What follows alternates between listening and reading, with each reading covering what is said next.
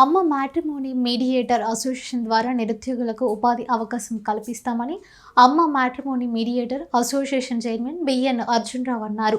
అమ్మ మ్యాట్రిమోనీ 4వ వార్షికోత్సవం సందర్భంగా బాగ్లింగంపల్లిలోని సుందరయ్య విజ్ఞాన కేంద్రంలో విజయోత్సవ సభను నిర్వహించారు. ఈ సందర్భంగా చైర్మన్ మాట్లాడుతూ అమ్మ మ్యాట్రిమోనీ మీడియేటర్స్ అసోసియేషన్ దేశవ్యాప్తంగా పలు రాష్ట్రాలకు విస్తరించనున్నదని తెలిపారు. అమ్మ సంఘం నిరుద్యోగులకు ప్రతి ఒక్కరికి మ్యారేజ్ బ్యూరో నిర్వహిస్తామంటే వారికి ప్రత్యేక శిక్షణ ఇచ్చి ఉపాధి అవకాశాలు కల్పిస్తామన్నారు. సమాజంలో తమ పిల్లలకు పెళ్లిళ్లు చేయడంలో సతమతమవుతున్న తల్లిదండ్రులకు మనోధైర్యాన్ని ఇస్తూ ఆదర్శవంతమైన జంటలకు వివాహాలు జరిపించడం జరుగుతుందని వెల్లడించారు. మ్యారేజ్ బ్యూరో నిర్వహిస్తున్న వారికి జరుగుతున్న అన్యాయాలపై నిరంతరం పోరాడతామన్నారు. ఇప్పటి నుంచి ఆల్ ఇండియా మ్యారేజ్ జేఏసీ ఏర్పడుతుందని జేఏసీ ద్వారా ముందుండి న్యాయం జరిపిస్తామన్నారు. ఈ సమావేశంలో మురళీధర్ రావు, అంజనీబాయి, అనిల్ కుమార్, హరినాథ్, భాషా, భాగ్యశ్రీ, ఉషా, పద్మ, హైమావతి, స్వప్న తదితరులు పాల్గొన్నారు.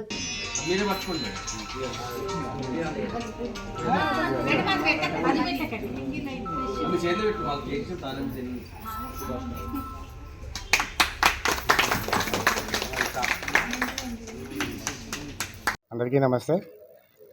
నేను అర్జున్రావు, అమ్మ matrimony mediators association ప్రెసిడెంట్ని, all India marriage bureau mediators joint action committee chairman, founder, ప్రెసిడెంట్ని. ఈరోజు సుందరయ్య కళాభవన్ బాగ్లింగంపల్లిలో సక్సెస్ మీట్ అన్నది 4వ వార్షికోత్సవం సక్సెస్ మీట్ అన్నది నిర్వహించడం జరిగింది. డిసెంబర్ 31 రోజున మేము పెద్ద ఎత్తున వీవీఐపీస్ని మేము ఇన్వైట్ చేసి అసెంబ్లీ స్పీకర్ గారిని అలాగే ఒక జడ్జి గారిని కూడా ఇన్వైట్ చేసి ఎంతోమంది ఎమ్మెల్యేస్ని విఐపీస్ని ఇన్వైట్ చేసి మనము ఆ సభ అన్నది మేము ఘనంగా నిర్వహించడం జరిగింది.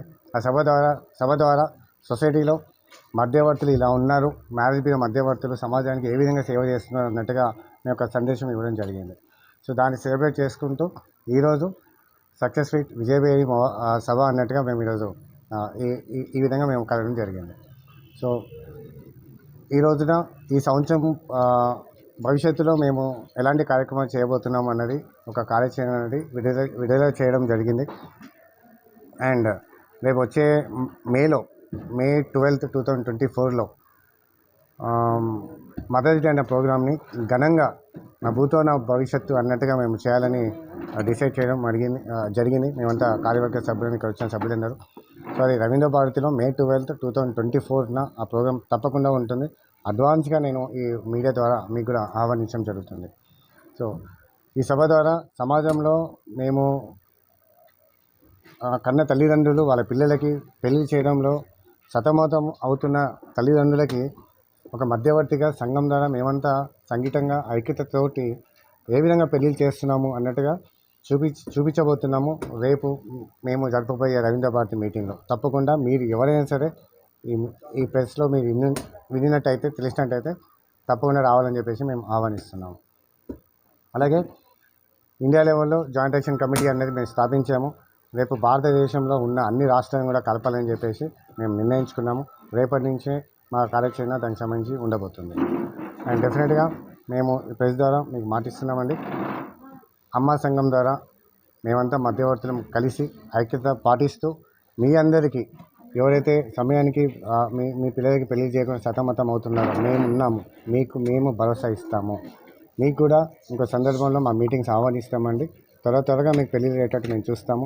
సో మా ఘనత ఏమిటి అంటే మేమంతా ఆఫ్లైన్ ప్రాసెస్ చేస్తాము, ఆన్లైన్ ఫోటోస్ మీద మేము డిపెండ్ అవ్వము, పెళ్లి చూపులు మేమే పెడతాము, మంచి చెడు చూస్తాము, ఎంక్వైరీ చేపిస్తాము. అంటే మీ ఒక కుటుంబ సభ్యుల్లో మీతో ఉంటాము పెళ్ళి అయ్యేంత వరకు. ఇంతవరకు మేము ఎన్నో వేల పెళ్లి చేశాము.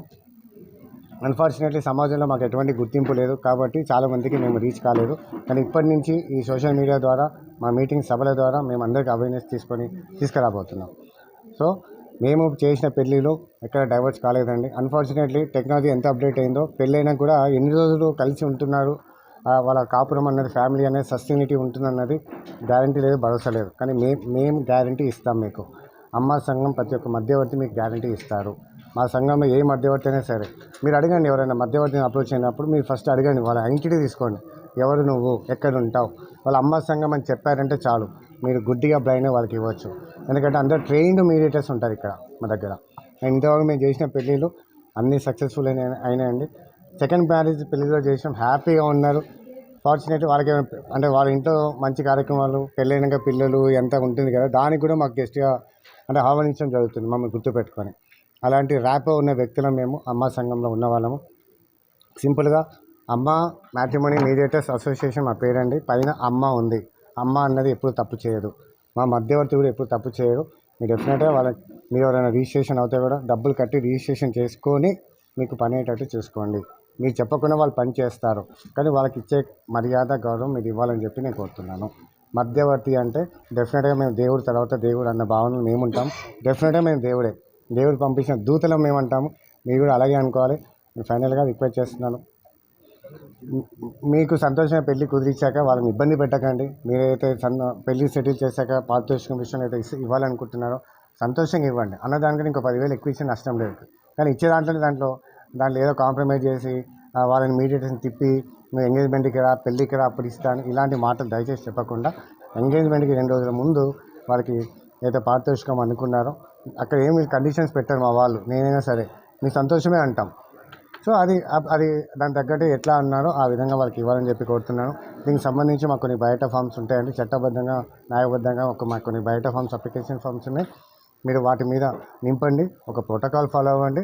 డెఫినెట్గా మీరు కూడా మంచి చేసుకొని మా మధ్యవర్తి అని చెప్పేసి కోరుతున్నాను. అండ్ ఫైనల్గా బ్రోకర్ అన్న పదం మధ్యవర్తిని అనకూడదని చెప్పేసి మేము దీని మీద అందరికీ అవేర్నెస్ తీసుకొచ్చే విధంగా మేము రేపు ముందుకు వెళ్ళిపోతున్నాం.